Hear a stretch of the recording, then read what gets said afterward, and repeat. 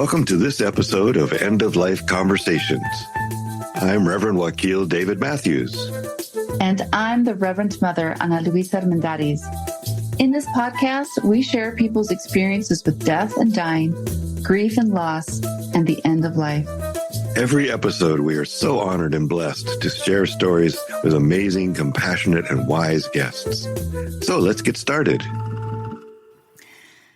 Today, we are honored to spend time with Rebecca Crichton. Rebecca is the Executive Director of Northwest Center for Creative Aging, the NWCCA. She brings wisdom and purpose to her work with the aging community. She retired from a 21-year career at Boeing as a writer, curriculum designer, and leadership development coach. Her encore career uses her knowledge and experience to offer programs and resources related to creative aging in the Seattle area. NWCCA collaborates monthly with Seattle's Town Hall. Rebecca facilitates wisdom cafes for the King County Library System and writes a regular column for Third Act magazine. Trained as a hospice volunteer, Rebecca continues to teach and facilitate grief and resilience support groups for several organizations. She has master's degrees in child development and organizational development and is a certified coach. So great to have you. Welcome. Thank you so much for inviting me. So we always like to start with this question, when did you first become aware of death? Well, it's an interesting question because it made me think that, of course, there were the first one that was closest to me was my grandfather dying somewhat suddenly when I was a teenager. But also at that same time when I was a teenager, a very dear friend of our family's son died suddenly on a summer trip and the effect on that family, on his girlfriend, on all of us who knew the family and knew him was devastating, as you might suspect. And I knew nothing about any of that at that point. But it was one of those things that kind of caught my attention. And then I had an experience when I was in college. Well, actually, I'll just say, and I've had friends and family died. Both my parents are dead. I've had close friends who've died over the years. And I'm aware that when I was in college, I was in a junior year abroad program, and I was not at my happiest. I was actually feeling very down and feeling, kind of indulging, kind of feeling like, well, I shouldn't be here because my life's a mess and all of that. And I actually went out and bought a pint of whiskey and drank it down, thinking that would help me get out of here, so to speak. And of course, I woke up quite drunk, and there was a knock on the door, and the head of the program for that study group was going door to door among our participants to say that one of the members of the group, somebody who I didn't know that well, had died in the shower. We were in southern France, and if you know those showers where the water gets heated through a gas coil, well, the pilot light went out, and so she asphyxiated in the shower. So this was, we're 20, right, and in France. And it was one of those moments where I thought, pull yourself together. You are alive and she is dead. And you have got to stop this kind of toying a little bit with, well, if I'm not happy, I'll just leave concept, which is sort of what I think sometimes people do when they don't have alternatives or they haven't decided to do therapy or whatever it is that causes them to keep the thought of leaving as an option. And I was a young person at that time. So that caught me. What led me to this field was actually hearing the term grief counselor, bereavement therapist, from a friend who was talking about another friend of hers who had gone to one and found it helpful. And I said, out of nowhere, I would like to be a bereavement counselor. I'd like to do grief counseling. And I thought, you have no idea what you're talking about and why you're talking about it and where this is coming from. So, but since you shouldn't do grief work unless you know something about death, I took 2 hospice trainings and became a hospice volunteer, but always with the aim of working around grief. And one of the reasons I think I wanted to do that, I wanted to do bereavement work, was that grief is a natural process. It's a process we have within us to deal with loss and change. And it's part of how we stay healthy in this world, is to be able to manage the things that are losses, and that grief groups are wonderful support for people who feel like they don't know how they're going to go forward with their lives, But in a group, you see people, first of all, finding that they can help each other, and that they are, that in a time of great grief, as you know, there's this sense of, I don't know who I am or what I'll do or where I'll go or how I'll help.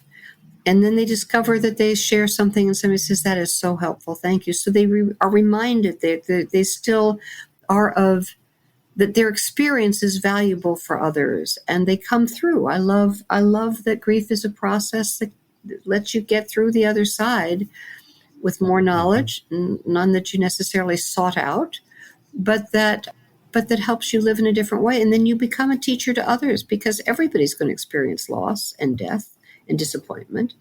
So my interest in the death and grief field is really about how we do heal. So that's a very long answer to your question. Right.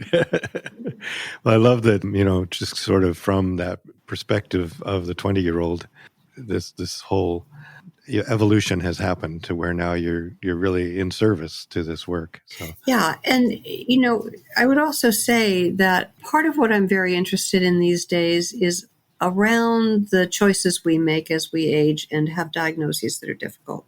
So end of life, death with dignity, voluntary stopping eating and drinking, some of the choices that people are now making around, I no longer want to, my life is coming to an end and I don't want to suffer. What are the choices? And I think I recognize that when a young person decides there's nothing to live for, we do all we can, I think, to help them see that this may just be a passing experience as they grow.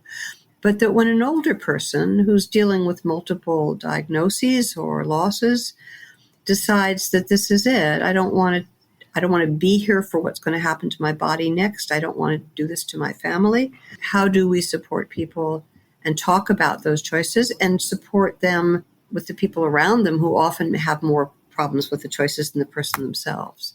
So I see an interesting connection between these two, which I hadn't necessarily put together before. Wow. I could go on. You have to be careful about asking me questions here. I just go on, Well, it appears that you have answered the first three questions. Well, you said that you were working with grief. What are your biggest challenges that you find with the work that you do? I think it's similar to being careful with my own energy, making sure that I take care of myself, accepting where others are on the spectrum of dealing with death and talking about death. So the challenges are to figure out what is mine to do in particular. Part of what's been lovely about listening to your podcasts is the recognition that everybody in the field is drawn there for their own needs, for their own experience, and to bring what they bring to it, and that we're not in competition with each other. We're not, there's plenty of death to go around. And I used to say when I started working in the field, there's a joke, death is the new sex.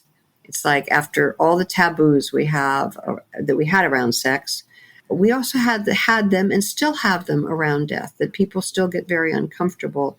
But there's more and more of a desire to be able to talk about it, to be able to look at it, to look at options, especially in a state that allows choice around end of life. So the other thing that I want to say is that when I started to do hospice work, I became very interested in, it was during the early days, so it was during the kind of some of the new agey stuff that was going on. There was a lot out there around how we think affects how we act. There was also stuff that I didn't like, which was blaming the victim. Well, you just didn't think hard enough, or you weren't positive enough, and that's why you're cancer. I hate that. I don't ever want to do that. And what was coming out at that same time as some of the New Age ideas was the development of positive psychology on the part of people like Martin Seligman and some of his students, looking at, in fact, the clarity around how we think, how we talk to ourselves affects the choices we make and the success we have in our world, right? So I began to kind of look at some of the positive psychology and resilience work that started probably about 25 years ago. And now, after all of these years of kind of being in the grief field, where for a long time, people was just like, oh, well, it's the 5 stages and you go through we now know that's not true anymore. Although what Kubler-Ross talked about, those emotions are true in grief, right? But they're not necessarily 1, 2, 3, 4, 5, and then you're done. It's kind of more of a spiral. But part of what's been interesting to me is that when grief works first started being acknowledged and the importance of grieving, a lot of the research was anecdotal. And there were assumptions that people had a loss and never got over it and would be in grief forever and all that kind of thing. And in the past 20 years, there has been a movement in the grief field to look at resilience and positive psychology and how it affects how people grieve. And so there's a wonderful book. Do you know Lucy Hone's work, Resilient Grieving? She has a TED Talk. It's worth looking at her. She is somebody who studied resilience and positive psychology. She's from New Zealand. So she studied in Pennsylvania with Seligman and his folks, and went back to Christchurch, New Zealand, and was there in time for the earthquakes that killed so many people. And she was able to use her work to help people get through that terrible time. And then in 2014, I think, she and her family, she had 3 kids at the time, decided to rent a house near the coast and be there together for the summer.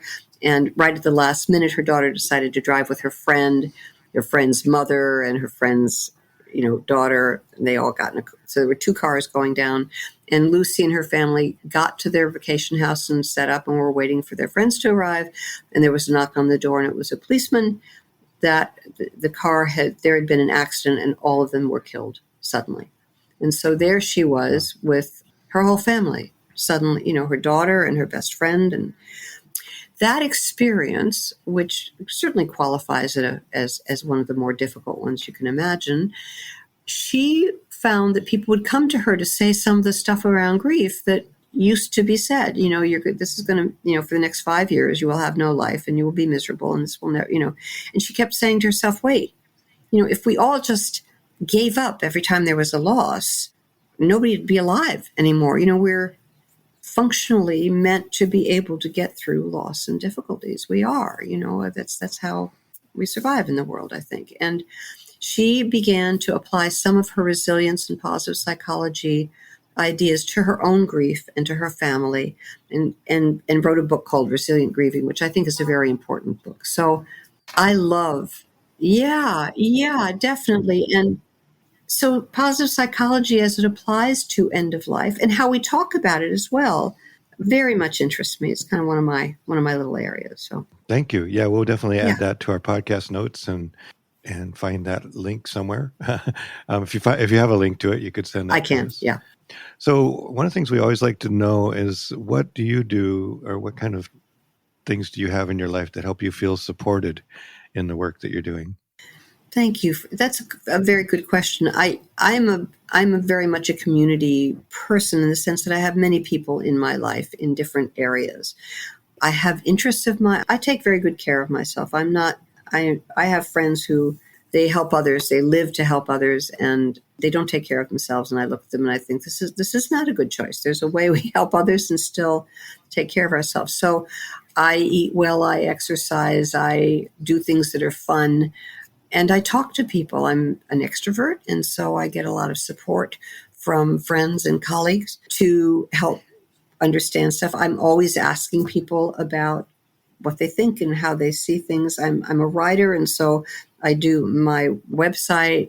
Every month there's an essay that I do.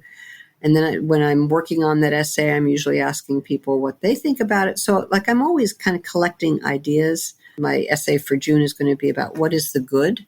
What is good? And we talk about the good death and a good life and good enough. And I'm always curious about how those things operate in our lives. So I feel very, very connected in this world to others who support me.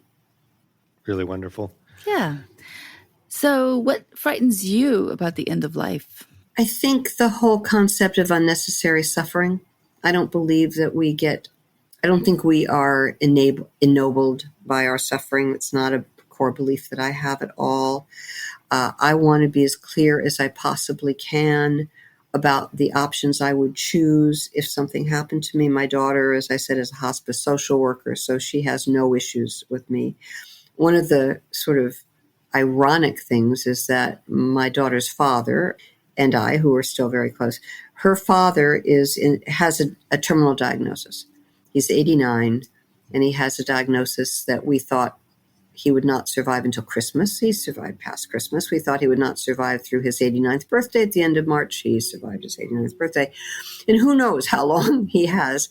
And both my daughter and I, who are very comfortable having end-of-life discussions, he doesn't want to have those discussions. He says, I know I'm dying, but I'm not dying today. Like, okay. So it's interesting to just be in a place with somebody who we love and care about, who basically says, I don't need to talk about this. He lives in Canada, so he's set up with medical assistance in dying with a MAID practitioner, and he has a hospice person. And he's not in pain. He's not on meds. He's an 89-year-old man who gets tired and also is dying, but not in a rush. So it's caught both my daughter and me, I think, with this kind of like, okay, not everybody wants to talk about this. And it doesn't matter how good you are or how you know how to do that conversation. If another person doesn't want to go there, they're not going to go there, and to kind of honor that. It reminds me, I'll just say this quickly, that I've been on care teams for people who are dying. And at one point there was a woman who I was on her care team, and she wound up in Swedish hospital, and she was somebody, I mean, the phrase that we die the way we live, that there's in some ways people's personalities go right up until the end unless they choose something different, which they can. But this woman was dying, and she was an angry, bitter person in general. And I tried to talk to her about possible forgiveness or ways to see things differently or whatever. And the hospice social worker listened to me, and she took me aside and she said, Rebecca, it's very kind of you to be here. And she said, and I hear you wanting to help this woman have more ease, have more acceptance in her death. And she said, you know what? None of us know what it's like to come to the end of our lives and not imagine being here. And she said, you need to let her die the way she is going to die. You got to let this go. And it was one of those, but it's like, no. So accepting people where they are, accepting that people will go out with whatever belief systems they have. If they want to think about it differently, if they want to reconsider relationships and ask forgiveness and all that, that's great. But that's an individual choice, Yeah, I love that whole concept of just being there where they are, being with people where they are, because that's such an important thing. So as far around that fear that you talked about and around that whole concept of being in acceptance, what kind of work, while you're doing this work, what kind of work would you suggest, or what kind of suggestions could you make to others around being in a place of acceptance and supporting themselves, yourself, with that fear of not having to, first of all, the fear that you don't want to go through pain. There's ways, of course, to deal with that and to talk about that ahead of time. But there's also things that you could maybe suggest to people, to just being present for people where they are. Well, there's the famous line that they have in hospice, which is, don't just do something, sit there.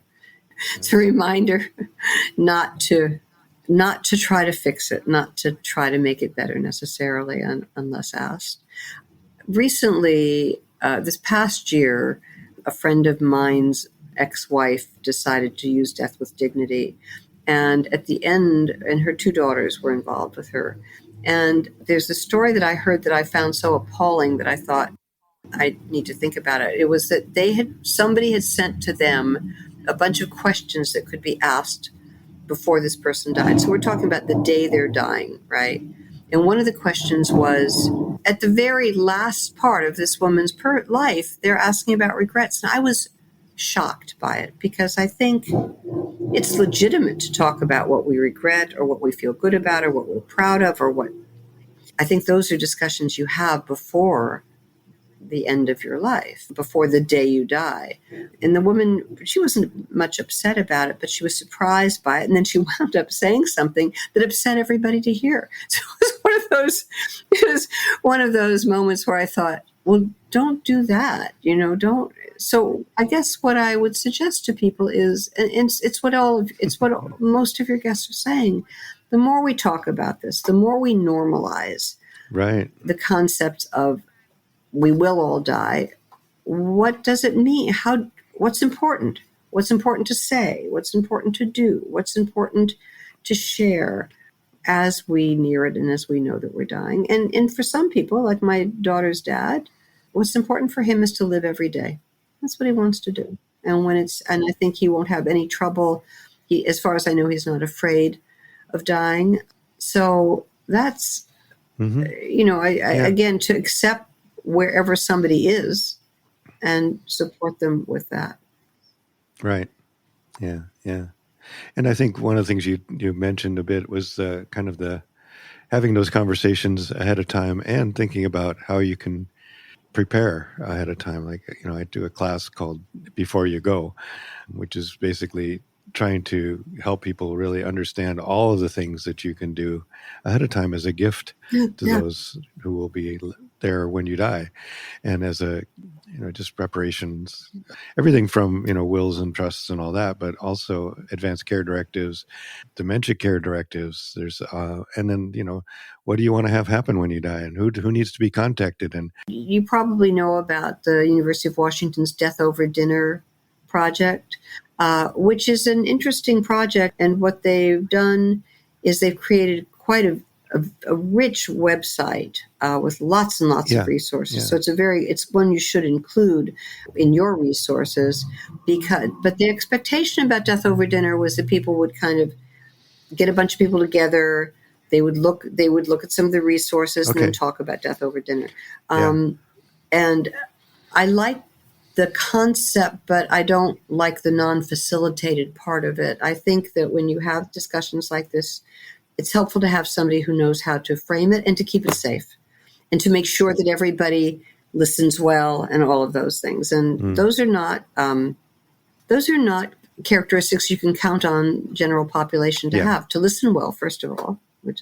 So I've started to offer through my organization what I'm calling food and finality. It's a variation on the theme of Death Over Dinner.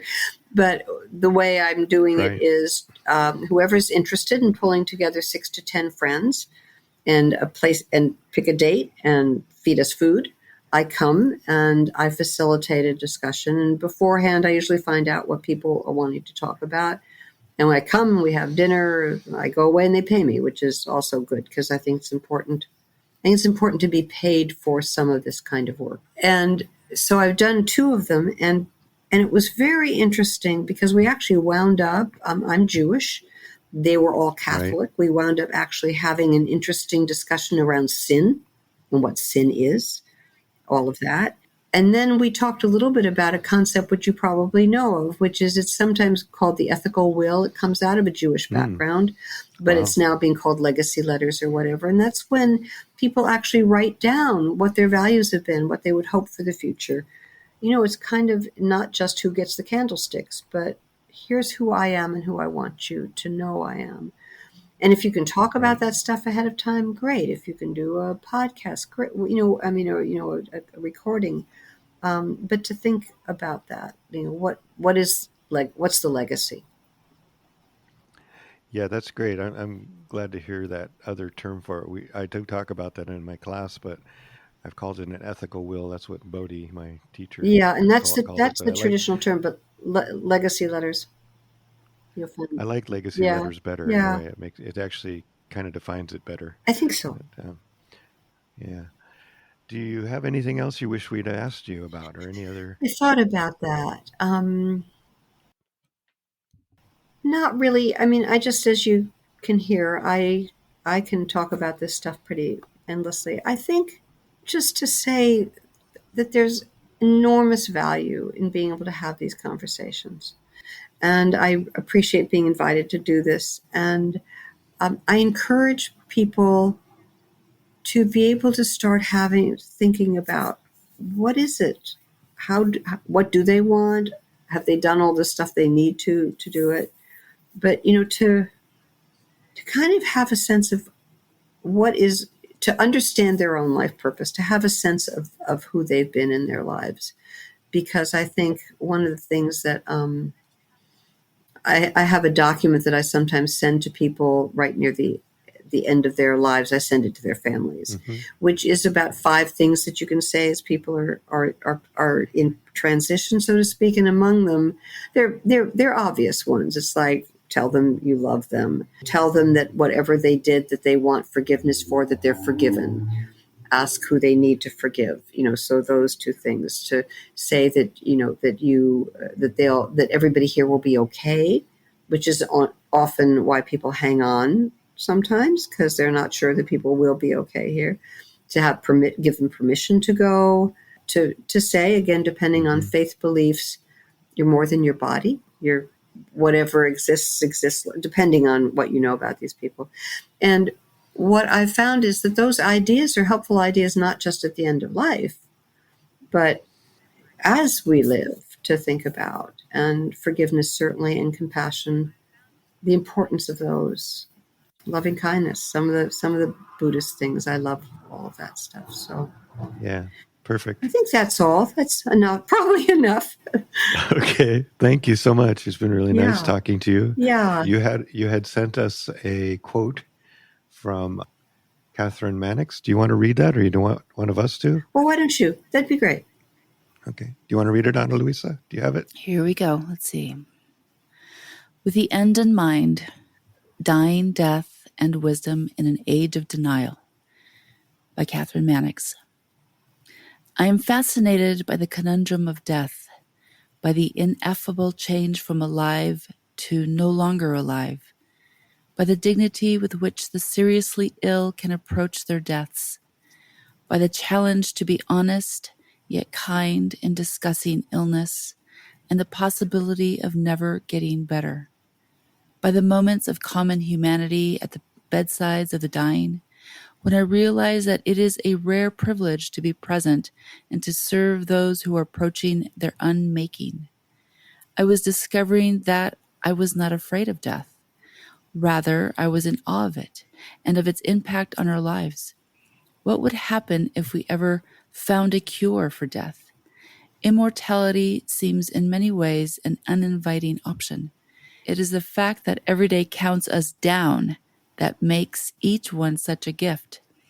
There are only 2 days with fewer than 24 hours in each lifetime, sitting like bookends astride our lives. One is celebrated every year, yet it is the other one that makes us see living as precious. That is very beautiful. I love that quote. That's some quote. The bookends sitting astride. Yeah. I love that. I love that. Yeah. I love it too.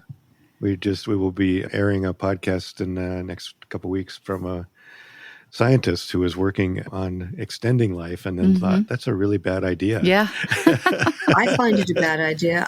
When people say that they want to live forever, it's like, I guess not even why. It's like, in the service of what? In order to do what? And I think that's always, one of the things in the aging field is, it shows up on all the list of what's important, is a sense of purpose. And when I talk to people who are aging and struggling, almost invariably, we're talking about, well, I don't know what to do. I don't feel useful. I don't feel valued. And we have value right up to the ends of our lives if we can own it, if we're honored for it, Yeah. Thank you so much, Rebecca. It's really been kind of you to show up, and we got to meet in person a little while ago. I really enjoyed your time with you. So we will see you again. We'll be in touch. Thanks so much for joining us on the End of Life Conversations. We appreciate you and look forward to sharing our stories. Thanks to my daughter Lucero and Nico Rush, who have cheerfully assisted us as our editors and tech support. Additional resources, transcript of this episode, and links to our social media will be in the podcast notes. Yeah, thank you so much. And please subscribe, tell your friends, Follow us on social media and consider supporting us through Patreon. We want to acknowledge that the music we are using was composed and produced by Charles Heastand.